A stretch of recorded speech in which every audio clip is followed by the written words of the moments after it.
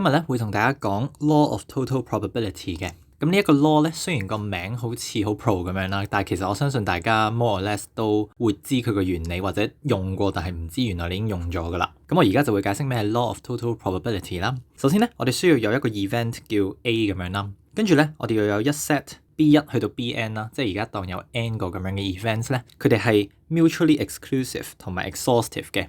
嗱，大家要記翻呢啲字點解啦。Mutually exclusive 咧，即係唔會有任何兩件事一齊發生嘅，佢哋係互相排斥大家嘅。Exhaustive 咧，即係佢哋嘅 union 就係個 sample space 啦，或者話咧，佢哋最少有一件事一定要發生嘅。咁喺呢兩個條件底下咧，我哋就會話呢 n 件事係 partition the sample space 啦，或者佢哋係 a partition of the sample space 啦咁樣。咁原來咧 Law of Total Probability 咧就係想將 probability of A 咧用呢堆 event 去 express 出嚟嘅。究竟嗰個寫法會係點樣呢？咁我哋試下睇咗個 Venn diagram 先，去理解下先。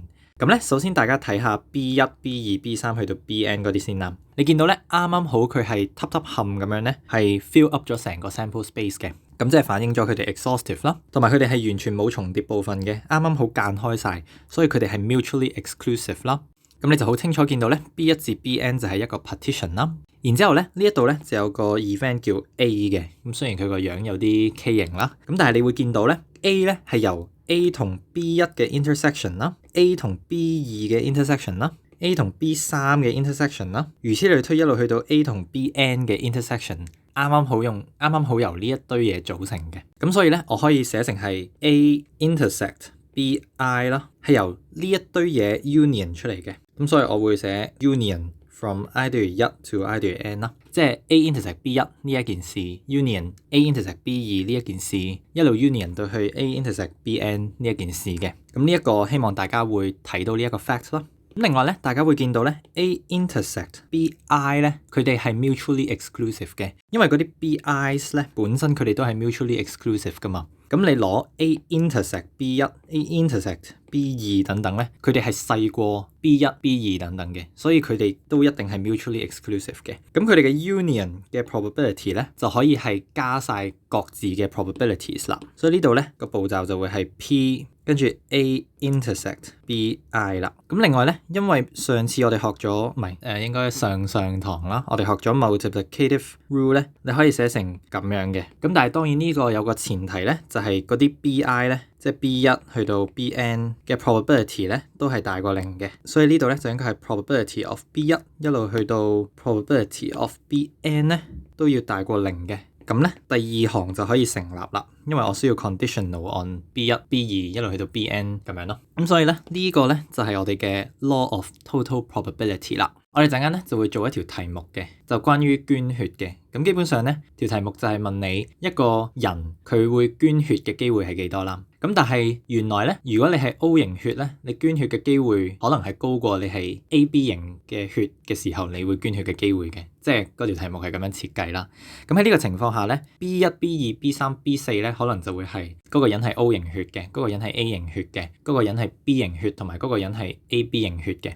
咁呢四件事咧係 partition the sample space 噶嘛，因為佢哋唔會同時發生啦，唔會有任何兩件事同時發生啦，而且最少一件事一定會發生嘅，因為你一係 O 一係 A 一係 B 一係 AB 嘅啫。咁所以嗰條題目咧就係類似啱呢一個結構嘅。咁我哋陣間就會做到噶啦，做到嘅時候你就會更加深刻咁明呢個 law of probability 咧係點樣用啦。咁而家咧，我哋首先做一個少少嘅 exercise 先，就假設有兩件事 A 同 B 咁樣啦。跟住 B 嘅 probability 咧係大過0而且細過1嘅。咁咧而家佢係想用 law of total probability 啦，將 PA 拆開嘅。咁你見到咧佢拆開咗兩嚿啦。頭先咧我哋個 law of probability 係拆開做 n 嚿嘢加埋嘅。而家咧佢淨係得兩嚿咧，即係 n 等於2啦。咁根據頭先講嘅結構咧，每一嚿嘢咧都一定係 A intersect 一個 Bi 咁樣嘅。所以呢度應該係 A intersect 一樣嘢啦。which 呢個 B 咧同呢個 event 咧，應該要係 partition the sample space， 咁所以咧呢個一定係 B 嘅 complement 嚟嘅。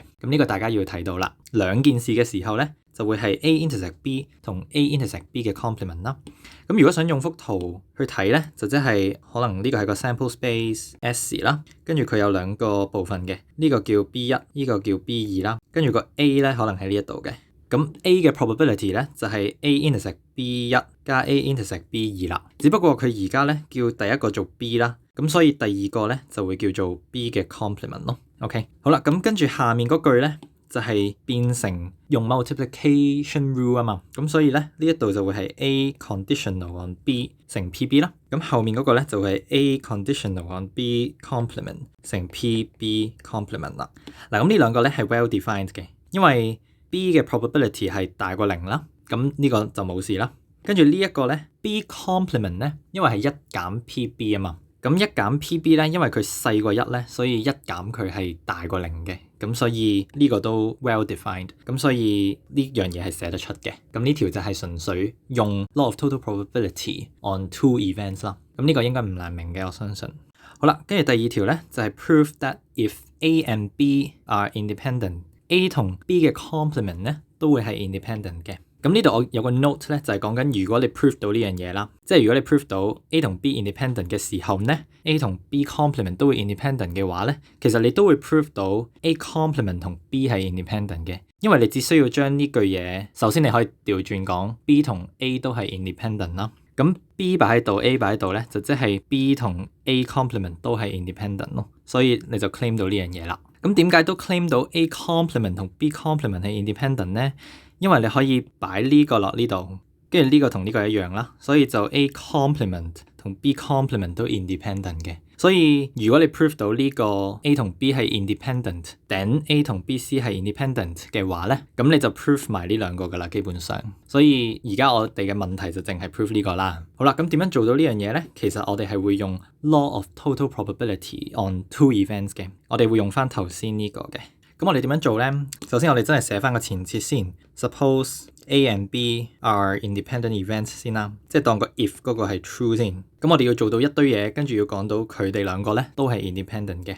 我首先就會用 law of total probability 咧，將佢拆成 A intersect B 加 A intersect BC 先，即係用翻第一題呢一個 result， 將 PA 寫出嚟。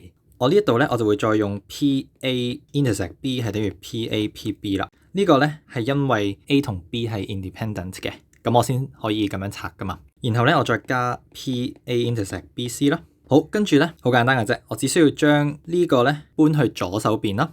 咁左手邊就係 PA 減 PA PB 啦，就等於呢嚿嘢啦。然後咧我再 factorize 個 PA 出嚟，就會係1減 PB 啦，呢一度就會等於右邊嗰嚿嘢。咁咧1減 PB 咧，其實即係 PB 嘅 complement 啊嘛，所以我亦都可以咁樣寫啦。咁所以咧 A 同埋 B complement 咧就係 independent 啦，因為佢哋各自 probability 乘埋咧係等於佢哋 intersection 嘅 probability 嘅。咁呢一個就證實咗佢哋係 independent 啦。咁所以咧，只要 A 同 B 係 independent 嘅話咧，你可以喺呢度加個 complement 俾佢，呢度加個 complement 俾佢，一齊加又好，點都好啦，佢哋都仲係 independent 嘅。咁呢個係一個幾有趣嘅 result 啦。好，咁最後一題咧就係一條應用題啦。咁大家中意有數字嘅題目多啲嘅可能。咁呢一個咧就係我頭先講嘅嗰條血型嘅題目啦。咁首先咧，我哋睇清楚條題目先。佢咧有個 population 有咁多 percent 嘅人咧係分別呢4個血型嘅。跟住咧經過呢個 past experience 啦，一個 person with 呢啲 blood types 咧會捐血嘅機會咧就係呢堆。即係例如咧 given 一個 B 型血嘅人，佢捐血嘅機會咧應該係2% 嘅。好啦，而家咧我 randomly 揀一個人啦 from 嗰個 country， 咁究竟嗰個人會捐血嘅機會係幾多咧？咁咧呢條問題嘅難處咧就係在於嗰個人嘅血型咧會影響佢捐血嘅機會嘅，因為唔同血型嘅人原來捐血嘅機會係唔同嘅喎。咁所以喺呢個情況下咧，我哋就會需要利用到佢嘅血型咧做一個中轉站啦。咁咧，所以我哋計嘅時候咧就會係 probability 嗰個 person would donate blood 啦。首先咧，我哋要將佢同嗰個血型拉上關係先。咁我哋可以用 law of total probability 嘅原因咧，就係因為佢係 O 型血，佢係 A 型血，佢係 B 型血，同埋佢係 AB 型血，呢4件事係一個 partition 嚟嘅。咁咧就可以寫成係 probability。嗱，我直接用下面呢一個咧，就係講緊佢會捐血 given 佢係 O 型乘 probability of 佢係 O 型啦，再加佢會捐血 given 佢係 A 型乘 probability 係 A 型嘅，一路加到去 probability 佢會捐血 given 佢係 AB 型乘佢係 AB 型嘅 probability 啦。咁所以嗱，我簡單啲就寫 donate given 佢係 O 乘 probability 佢係 O 啦，一路加到去 probability 佢會 donate given 佢係 AB 乘 probability of 佢係 AB 嘅。嗱，點解我可以用 law of total probability 咧？除咗係因為佢滿足咗呢個 partition 嘅條件之外咧，亦都係因為咧嗰4個血型嘅機會都係大過0嘅。因為我哋見到佢嘅機會呢啲嘅機會全部都係大過0啦，咁我用佢嚟寫呢個出嚟咧係 make sense 嘅。好，咁我哋就抄翻啲數字落去就得啦。咁例如 given 係 O 型，佢會捐血咧就係呢一個啦，所以係4%。而 probability of 佢係 O 型咧，就基本上就係個 population 有幾多 percent 嘅人係 O 型，就係有幾大機會佢係啊嘛。因為我係 randomly 咁揀出嚟嘅啫嘛。咁所以呢度就會乘40%啦，跟住就係加3%乘25%，加2%乘25%，再加1%乘10%。咁計咗出嚟咧，就會係0.0295嘅。咁咧，你計到出嚟咧，你發覺係唔會超過4%，亦唔會低過1%咧，咁就應該合理啦。即係用你嘅常理去諗。OK，咁所以呢個應該係一個合理嘅數字嚟嘅。咁所以咧，你見到其實呢條題目我諗都算係 DSE 有機會問，我諗個程度係差唔多嘅。咁其實咧，我哋當中就已經暗暗地用咗 law of total probability 嘅啦，就係因為有類似一個分 case 嘅情況咯。OK，咁希望大家掌握到呢一個重要嘅 technique 啦。咁下一條片咧，我哋會介紹 Bayes theorem 嘅。有時有啲 Bayes theorem 嘅題目咧，我哋都要用埋 law of total probability 去諗啦。咁所以大家一定要好好掌握呢一個 point 先。咁我哋下條片咧，再教呢個 Bayes theorem 嘅時候咧，就會有機會會再用到呢個 law of total probability 嘅啦。咁希望大家 enjoy 呢個 topic 啦。我哋下條片再見。